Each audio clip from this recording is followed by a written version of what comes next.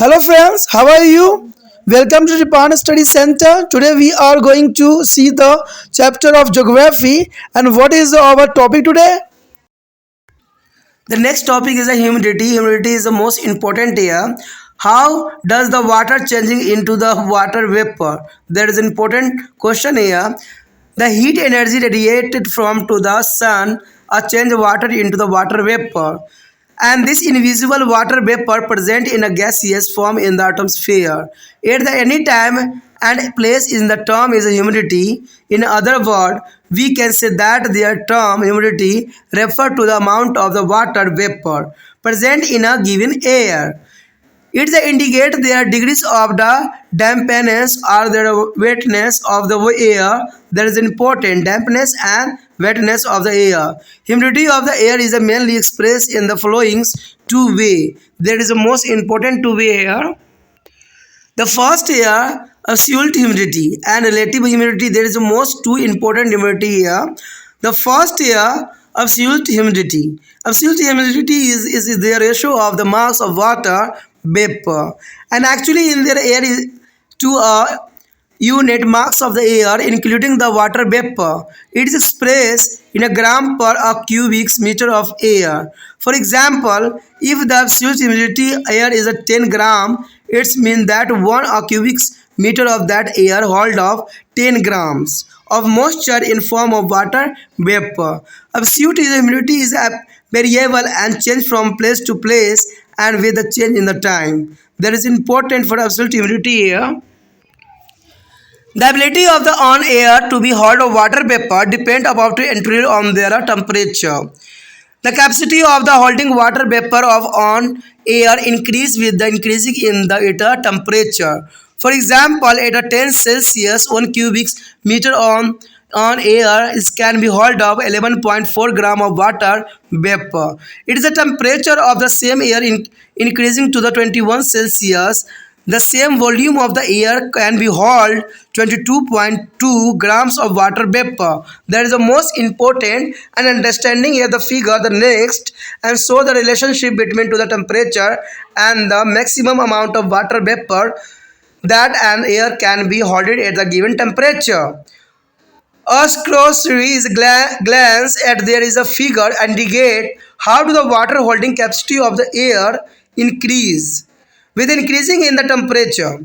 Change in the temperature and pressure condition of on air result in the change of its volume, and consequently there is a change in their absolute humidity. That is important. Hence there is a need of the some more reliable measuring of humidity. That is the most important here. And the next here diagram. In this figure, show the maximum absolute humidity for the wide range of temperature. You know that there is show the minus 40 Celsius is a 0 degree. That is important here, and there is a increasing to the time, and the at least is a gram per second. There is the most important maximum absolute humidity and the wide range temperature on this figure. The next here, relative humidity. There is the most important point, relative humidity. Relative humidity is the most important and reliable measure of the atmospheric moisture. It is the ratio of the amount of water vapor actually in a volume occupied by the air to be amount of the space could be contained at a saturation. There is important relative humidity here. Here show the most important here formula relative humidity here. The formula is the relative humidity is equal to the vapor pressure in the air, and saturation vapor pressure is the most important here.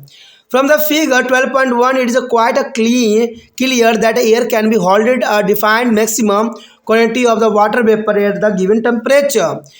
And when this situation is attained by BS, that air is fully saturated. The temperature at which a given sample of the air become fully saturated is called the Gibbs point or the saturated point. The relative humidity of on the air at the saturation point is 100%. Since the concept of relative humidity is very important in understanding this lesson, let us illustrate it is with the help of the example. That is important. The example here, it is clear in the figure 12.2, that is the air can be held up 22.2 per gram of water vapor at their 21 Celsius temperature. If this air is holding to the 11.1 grams of water vapor at the same temperature is 21 Celsius, the relative humidity of the air will be 11.1 is upon 22.2x into 100 or the 50%. The 50% is the most important here.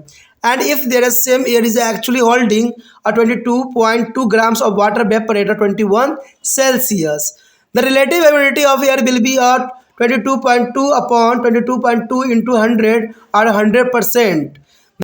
The air becomes saturated when it is a relative humidity is a percent is the more important here. If the relative humidity of the air is less than 100%, the air is said to be unsaturated. That is important here. The air becomes saturated. It is a relative humidity is of a percent, and the relative humidity is increasing. Then the temperature of the air goes to down or when to the more moisture air is added to it.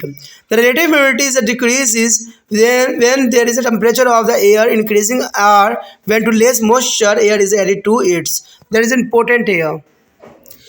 In order to make it clear that relative humidity is a better measurement of water vapor in the atmosphere than the absolute humidity, yet another example can be cited to the suppose there is a tumbler is containing 250 grams of water.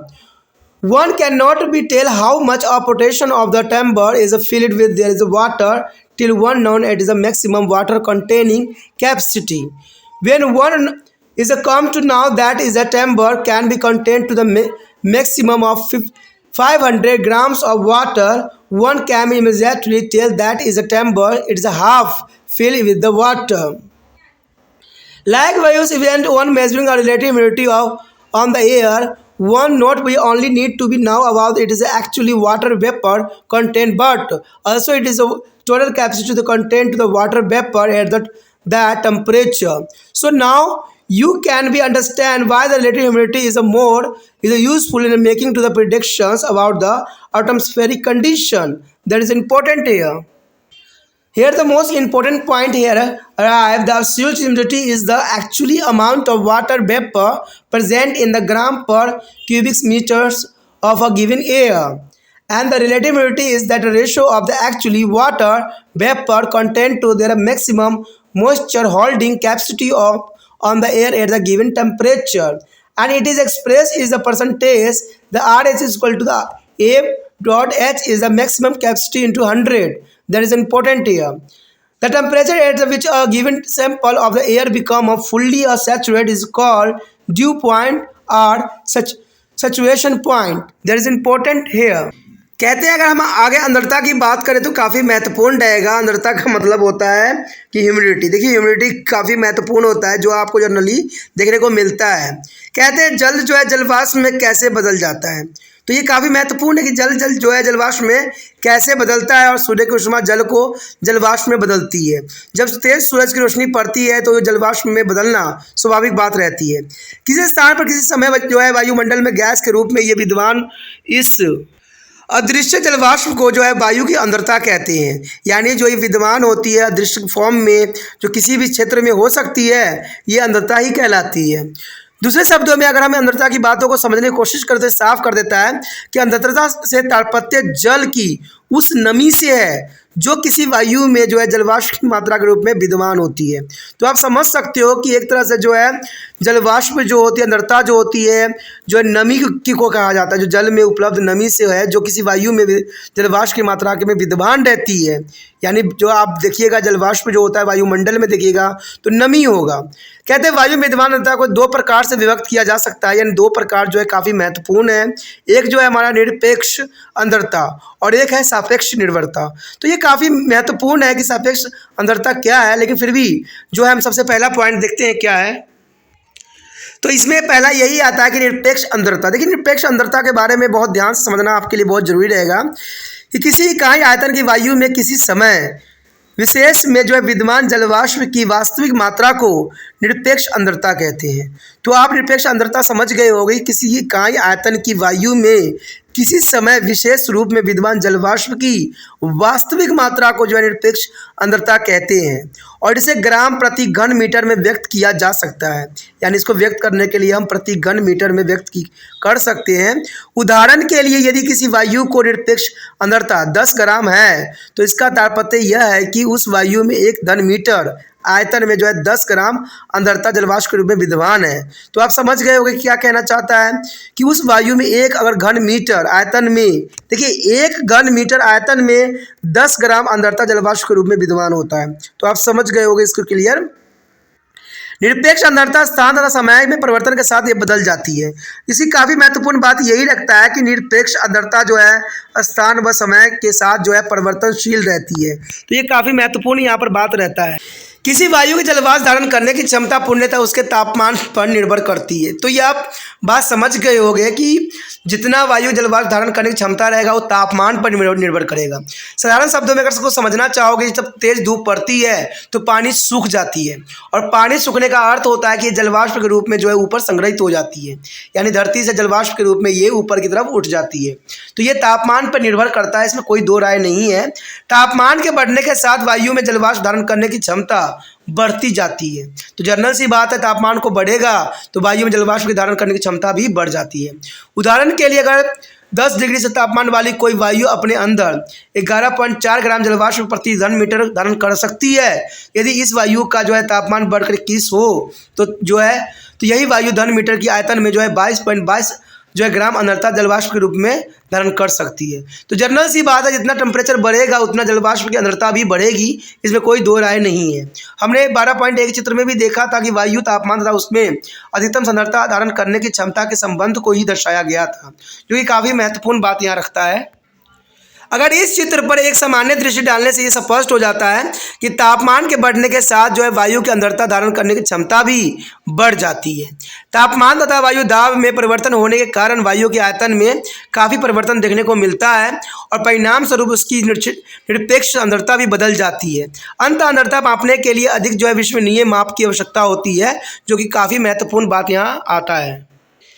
यदि दूसरे type की हम बात करें तो सापेक्ष सांद्रता है, जिसके बारे में जानना आपके लिए काफ़ी महत्वपूर्ण रहेगा।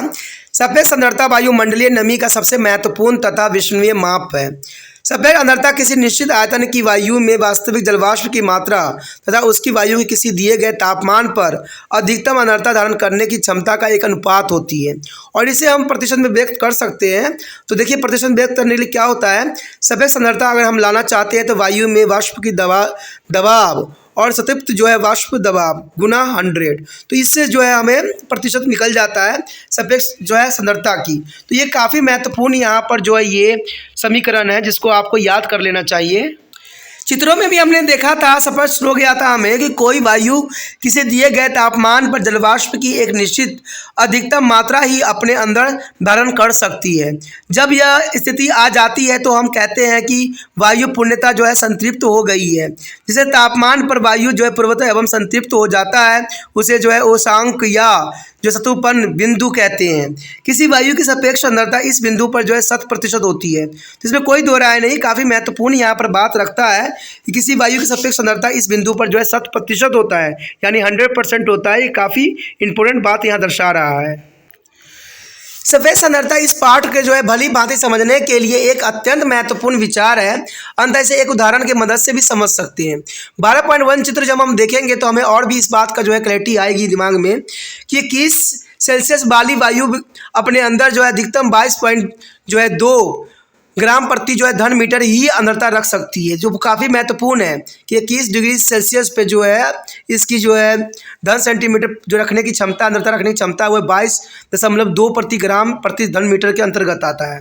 यदि वायु में 21 सेल्सियस तापमान पर 11 ग्राम आर्द्रता धारण किए हुए हैं तो इस वायु की आर्द्रता क्या होगी। तो तो ये काफ़ी महत्वपूर्ण यहाँ पर क्वेश्चन बन जाता है। तो देखिए जो यहाँ पर 11.1 अंदरता रखा है वो हम ऊपर लिखेंगे और जो इसकी प्रति जो ग्राम धन मीटर है उसको नीचे रखेंगे और गुना 100 करेंगे। जब इसको आप डिवाइड करोगे तो आपको आपके समझ 50% होगी, यानी 50% जो है आपको यहाँ पर रिजल्ट आएगा। यदि यही वायु 21 से जो है वास्तव में 22.2 ग्राम अंदरता धारण किए हुए है तो इसकी सापेक्ष अंदरता 100% होगी, इसमें कोई दो राय नहीं है, क्योंकि 22 को अगर 22 से डिवाइड करोगे तो और इंटू 100 करोगे तो 100% ही आएगा, जो कि बहुत साधारण समीकरण यहाँ पर बन रहा है। जब वायु की सापेक्षा अंदरता 100% होती है तो वायु जो संतृप्त हो जाती है, यानी अगर 100% होती है वायु में सापेक्ष सांद्रता तो इसका मतलब जो है वायु संतृप्त हो जाती है। यदि सापेक्ष सांद्रता 10% से कम हो तो वायु जो है असंतृप्त कहलाएगी। तो काफ़ी महत्वपूर्ण यहाँ पर बात को जो है रखा गया है। सापेक्ष सांद्रता उस समय बढ़ती है जब वायु का तापमान गिर जाता है या उस वायु में अधिक नमी वाली वायु आकर जो है मिल जाती है। सापेक्ष सांद्रता उस समय घटती है जब वायु की तापमान बढ़ जाता है और यह उस वायु में कम जो है नमी वाली वायु आकर मिल जाती है, जो कि काफ़ी महत्वपूर्ण है। और इसी बात को दर्शाने के लिए यहाँ पर जो है डायग्रामेटिक हम समझने की कोशिश करेंगे। देखिए यहाँ पर जो है सापेक्ष सांद्रता को जो दर्शाया गया है तो आप देख सकते हो यहाँ पर तापमान दर्शाया गया है ग्राम प्रति धन मीटर। तो देखा जाए तो इसकी स्टार्टिंग पॉइंट जो है 0 से है, लेकिन 40 माइनस का यहाँ पर तापमान दिखाया गया है। लेकिन जैसे जैसे तापमान बढ़ रहा है वैसे वैसे जो है इसकी सांद्रता प्रति घन मीटर भी बढ़ता चला जा रहा है। तो इसमें काफ़ी महत्वपूर्ण डायग्राम यहाँ पर दर्शाने की कोशिश किया गया है। तो ये आप समझ सकते हो कि जितना टेम्परेचर बढ़ेगा इसकी सांद्रता और बढ़ती चली जाएगी, जो कि काफ़ी महत्वपूर्ण यहाँ पर बात को दर्शाने के लिए ये डायग्राम पर्याप्त है।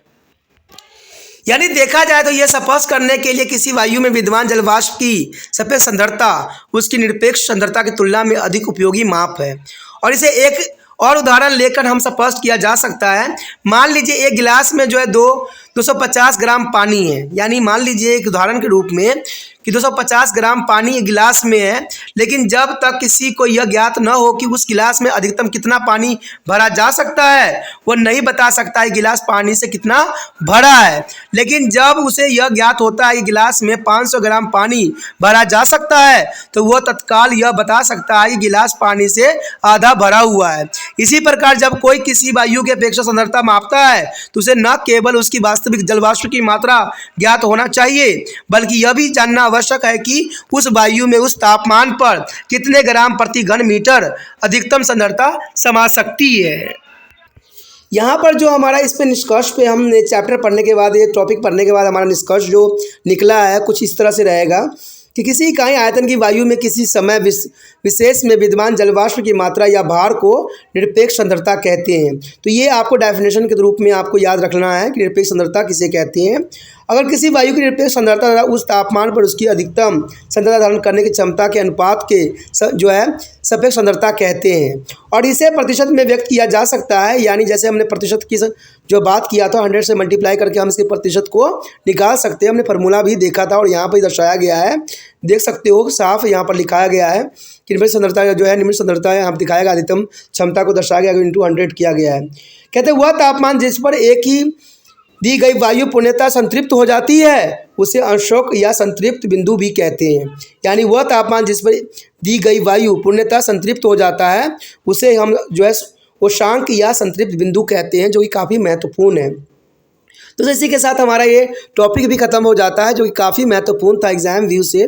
इसको अच्छे से आपको समझना चाहिए और इसको जो है मेन पॉइंट को लिख के जो है एग्जाम के लिए जो है सेव कर लेना चाहिए। और एक और इम्पोर्टेंट बात ये रहता है कि जितना हो सके इस वीडियो को दूसरे बच्चे को पहुंचाने में आपने तिरपान एसएससी सेंटर का हेल्प करना है, जितना हो सके शेयर कीजिए, ठीक है। अगर पहली बार वीडियो देख रहे थे तो चैनल को सब्सक्राइब करके जो है मोबाइल में सेव कर लीजिए, तभी जो है आपको आने वाला वीडियो का नोटिफिकेशन प्राप्त होगा।